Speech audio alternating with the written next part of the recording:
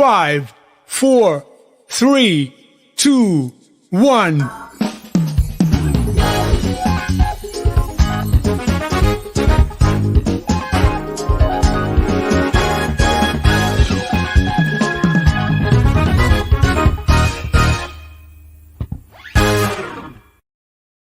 Hello, everyone. Buenas noches. Thanks for joining us tonight as we take a look at a lot of things happening in both the U.S. and Mexico. We have the vice chair of the CANIRAC, Mexico's National Restaurant Association, on the show, and some other fun things, so it should be great. Stick with us as always. The big news everyone has been talking about on TV, in social media, and in the newspapers is the new occupants in the White House. No, I'm not talking about Joe and Jill. Joe and Jill went up the hill to save the country from destruction. Oh, wait, that's Jack. But the newest residents of the White House are actually Champ and Major, Joe Biden's two German shepherds who moved in on Sunday, the first time there has been a pet at the president's residence since 2017. Donald Trump famously did not have a dog or cat, since that requires you to love and care for something more than yourself. Before his wonderful and super successful administration, the last time the White House did not have a pet was 1869 during the administration of Andrew Johnson. Ironically and coincidentally, many presidential historians have ranked Johnson and Trump as the worst and second worst presidents in history. Both were impeached at least once, both were white supremacists, both were narcissists, and both did not have pets. According to the Presidential Pet Museum, and reported by the New York Times, Andrew Johnson used to leave flour out for a family of white mice that were living in his bedroom. First of all, ew. Second of all, it's pretty funny that there's a presidential pet museum. Who's the way is Bill Woof Driver Hellman. What's a woof driver? Not sure. A guy who drives barking dogs? Major and Champ will join Mexican President Andrés Manuel López Obrador's dog, Chino, in the exclusive club of dogs who have peed on presidential carpets. Chino is a trained guard dog who lives in the National Palace to sniff other dogs' butts and explosives. They call him Chino because supposedly the dog has Asian eyes. But the really big news that everyone in Mexico is talking about, and it's one of those things where you say in your head, I told you so, karma's a bitch, you think you know everything, you don't learn from others. And no, I'm not talking about the aftermath of your really bad decision to eat 5 tacos for 5 pesos. Yes, it's economical and sometimes it's good, but don't ask your plumber or local pharmacist what they think. My rule always is no fridge, no sink. No viaja este boca, and Montezuma hasn't taken revenge on me in a couple of years. The big news was on Sunday night when Mexican President Andrés Manuel López Obrador announced that he had been infected with the COVID-19 virus. The irony here is that the president joins a list of world leaders who have denied or downplayed the magnitude of COVID when it started spreading throughout the planet in March, such as British Prime Minister Boris Johnson, who ended up in the ICU in critical condition, Brazilian President Jair Bolsonaro, and our favorite, Donald Trump. You're not worried about we have a lot of people. Well, so far, we have had no problem whatsoever. AMLO defied measures put in place by his own government, held rallies with thousands of people, almost never wore a mask, and most importantly, believed that divine power would protect him. López Obrador aseguró que seguirá las recomendaciones que le hacen, pero no usará un tapabocas. Con un tapaboca, no. Entonces, si asiste el presidente, o sea, ¿cómo va a estar la gente? O sea, yo tengo que darle a la gente, ¿sí? Ánimo, ¿sí? Le tengo que dar seguridad. So when AMLO got it, it was one of those moments where you make this face. And look, no matter if you love or hate the president, this is not good news. Having a president of a very large country with a life-threatening disease is not good for national security, among other things. And we should do the right thing and wish the president a speedy recovery. The government wanted to prove this was happening, so they published a list of people who sent their well wishes. On that list were 2 ex-presidents, Enrique Peña Nieto and Felipe Calderón, both whom AMLO has threatened multiple times to put them in jail. They posted their well wishes on Twitter, and I'm sure they did it after ripping the scabs off their skin and chewing their nails until they bled. Can you imagine a call between Enrique Peña Nieto and his mom? By the way, if you do not know this, her name is Maria del Perpetuo Socorro Ofelia Nieto Sanchez. That's a really long name. And could you imagine the phone call? Like, Enrique, did you call Andres Manuel and wish him to get better? Mom, come on, he's trying to put me in jail. Mijo, do the right thing and wish him well. And by the way, ask him for my Tupperware. I lent it to him at the inauguration. The good news for moral people is that it is expected that AMLO will recover. Like other world leaders who got COVID, the president has access to excellent healthcare, doctors, and drugs that most of the population may not have had access to. I think Trump was visited by special healing aliens who sucked the COVID right out of his lungs. Who knows? It's 2020, right? So the big question is, will he make policy changes or grow more empathetic to the plight of almost 1.8 million Mexicans who have caught the disease and the more than 150,000 people who have lost their lives in this pandemic? That's a lot of people, and that's a lot of families who are really sad at this moment because they lost a loved one. And if his response is similar to his American and Brazilian counterparts, his sentiments probably will not change. But let's see. The imps gave him a 14-day incapacidad, and then he will have to wait for 4 to 8 hours at a crowded hospital for permission to go back to work. Gotta love the imps. We cannot have a show unless at least one of those stories about our friend Donald Trump. He's like a case of herpes. It just won't go away. If you forgot who he is, he's the guy that got 2 weeks before the election, told his supporters to come to Washington and then told them to march to the Capitol, where they went through the building to find and kill various legislators, including the vice president. Oh yeah, that guy. The thankfully now former president was impeached, or acusado, for inciting an insurrection by the Democrat-led House of Representatives, but he had left office before his trial could be conducted by the Senate. Basically, the House accused him of committing treason, and now the Senate decides if he's guilty or not. The problem is, in this specific case, is that Donald Trump isn't in office anymore, and before the Senate could start their trial. Is that constitutional? The Senate has tried other federal office holders after they left, but many Republicans are saying it's not and want to move on. But how can you let a sitting president get away with trying to overthrow the democratically elected government? He should go to jail. The Senate trial will begin on February 7th, but to convict him, they will need 17 Republican and all Democratic senators to do so. And that is not expected to happen. He will probably get away literally with murder because 5 people died and more could have.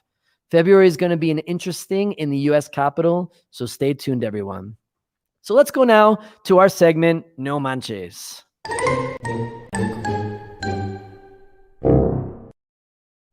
No Manches, an Aeromexico pilot on this huge 787 Dreamliner, before taking off from Amsterdam Airport, wanted to do some sightseeing. So he contacted the tower and he asked this.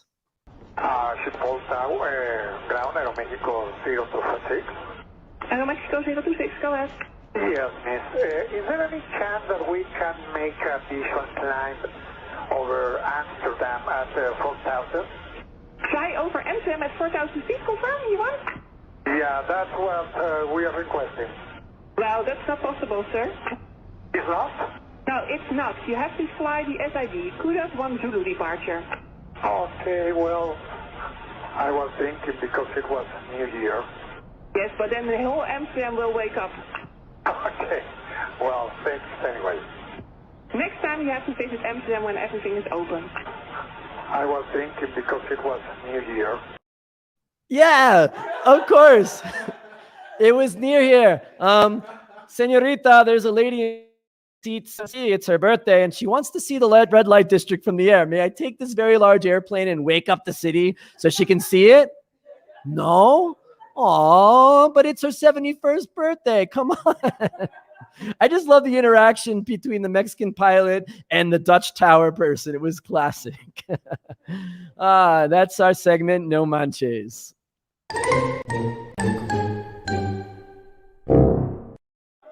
All right, let's go back to talking about the Dos Equis virus. There they go again, my friends from Modelo hacking into our system to change the names. Let's talk again about the coronavirus, specifically how it has led to a path of destruction in the restaurant industry. Here in Mexico alone, over 110,000 restaurants have closed their doors, with countless others laying off their employees with very little assistance from the government. It has ravaged restaurants all over the world, but many countries, including the US, have instituted programs to protect wages and offered assistance to keep restaurants open. Aquí in Mexico, there have been no such programs and owners have struggled to keep operating. In Mexico City specifically, restaurants were closed except for takeout and delivery from April to June, open with restricted service from July through December, then forced to shut their doors again during the busy holiday season, with COVID cases rising dramatically and hospital capacity dropping fast. Then, in early January, a few restaurant operators defied the local authorities and decided to illegally open their doors in protest of these regulations, launching a campaign with a theme titled Abrimos or Morimos, which means open or die. Restaurant employees stood outside their doors, banging pots and pans in protest of the closures.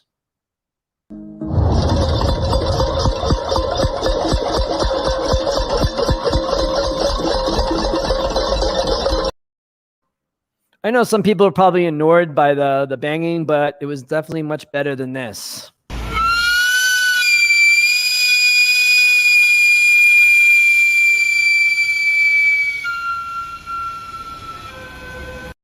All right, shut it down. I'll buy your bananas with cream. I'll buy your bananas with cream. Or even a better noise than a lavadora, secadora, or anything else, including your daughter you want to sell. The government backed down and decided to allow restaurants to open until 6 p.m. only on terraces or in the street with a maximum of 4 per table. A very controversial decision while the COVID situation is getting worse in the city. So to comment on this and other issues affecting the restaurant industry, we have now on the show with us Herman Gonzalez Bernal, Vice Chair of the largest restaurant association in Mexico, the CANIRAC, and President of Mason Kaiser, Mexico. Herman, thank you so much for joining us. I know you have an incredibly difficult job. Did you expect something like this when you accepted this position or was elected to this position? Hello, Dan. Thank you. No, I never thought of this. I mean, nobody thought about this situation ever, but I mean, Yeah, this is what it is, and this has been the most trying times for the restaurant industry everywhere in the world, but especially in Mexico. Right. Of course, you were like, hey, free food. I get to be on the restaurant association. It's going to be fun. And then all of a sudden, right, the pandemic hits and you have something really incredible in front of you. Now, we had been talking before the show that today you had a meeting with the Mexico City government to see if you could get out of these restrictions of terraces and opening on terraces only until 6 o'clock and to see if you could extend that. How was that meeting today? It was a tough meeting. Basically, I mean, the argument here is that restaurants are not a source of contagious. I mean, there are studies that only 1% of contagious are really born in a restaurant. So they have that information. They understand outdoors is really, really safe to have a restaurant operation. And we're asking them to open for dinner because, you know, dinner are an important part of the business. I mean, you're one of us, you understand having some drinks and maybe closing 10 p.m. will be something that could be very beneficial for the industry. Right. I understand that. So right before, as I mentioned in the segment, that a couple of restaurant owners came together and decided to open up even before they were allowed to open up terraces in defiance of the law. And as an industry that really needs to rely on the law to protect itself from theft and fraud and other things, it seemed that could have been a little awkward that they were publicly going against the will of the government. How did you feel about that? Well, I mean, it was a really moving situation. What happened, everything started in early December when we started having talks about there was a possibility of a lockdown, a new lockdown. We were shut down for 104 days, and we were supporting. There's no government aid in this industry. It hasn't been for anybody in the private industry. So we have been supporting our operations to be open. So when this lockdown came as expected, the only thing we asked them is, okay, give us a date where we're going to open again. So they put out the same January the 11th to be the opening reopening date. And when we were close there, they started to say, well, we're not happy with the numbers. The hospitalizations are going up, and we're in a situation. But we say, you put the date, we cannot afford to be closed. So if you don't open us, we will need to open. Right. And that's a decision a lot of people took. Absolutely. So a lot of cities especially in the United States, like New York, who has been ravaged by coronavirus, have shut down. Indoor restaurants are still not permitted, even though their rates are a bit less than ours. And some critics could say that opening up the restaurants will encourage movement of people to go to the restaurant, to be in front of each other, spend time together, and then go back to their homes and to interact there, thus increasing virus numbers. So why do you think that may not be true, and it's a good idea for us to continue opening? I think it's the opposite, because what happens is where contagions are really happening is in the gatherings where you relax your distance, where you relax the uses of the mask.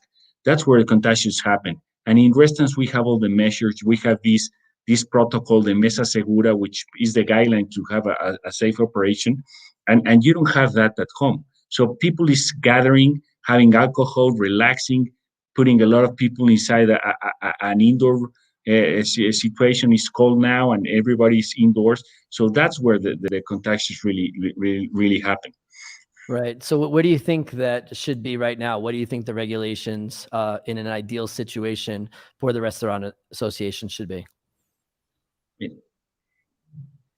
Having the situation that the government is not really putting money into the restaurant industry, or helping the business owners to sustain the operation. I mean, the best way they can do to help us is let us work, let us open, let us with some limited situation. I mean, in terms of the hours, or the opening hours, the occupancy.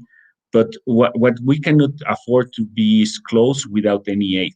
And really, they know that there's very little contagions in the restaurant industry, and especially outdoors, that is happening now. So what we are asking is, let us work outdoors, extended hours. So let's close at 10, 11 p.m. That could be very helpful for the industry.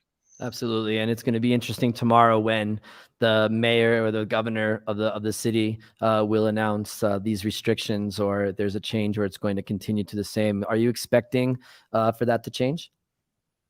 I'm positive that she's gonna listen to our petitions. We have very serious and strong arguments, and so I think she's gonna say yes. Let's probably they not opening indoors yet. Maybe next week, or the week after the next.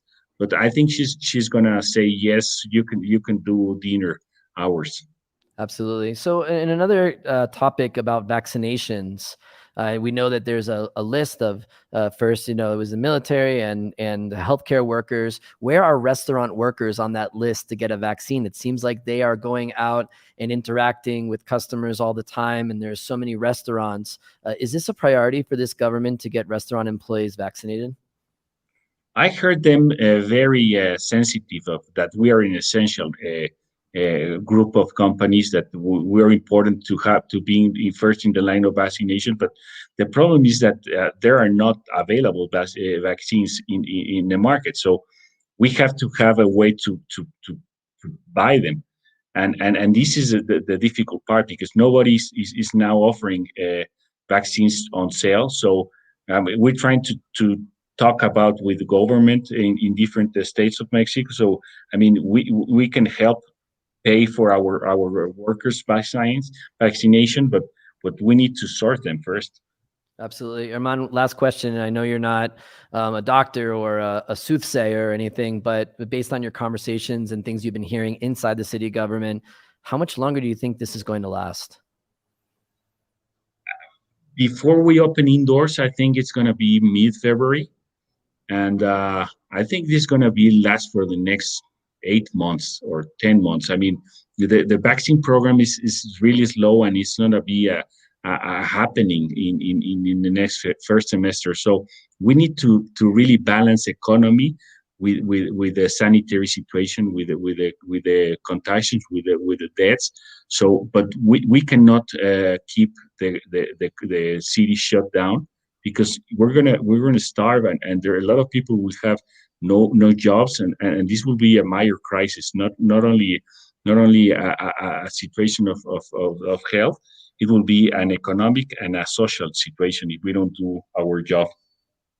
Absolutely. Herman, you have an incredibly difficult job. You have to balance the economy and the needs of waiters and restaurant owners, and to stop more closures while making sure we're doing the right thing for the city. So we really thank for your service in doing that and being a voice over in the city government for restaurant owners like myself. So Herman Gonzalez Bernal, Vice Chair of the CANIRAC and President of Mason Kaiser, Mexico. Thank you so much for joining us, Herman. Thank you so much for having me your show.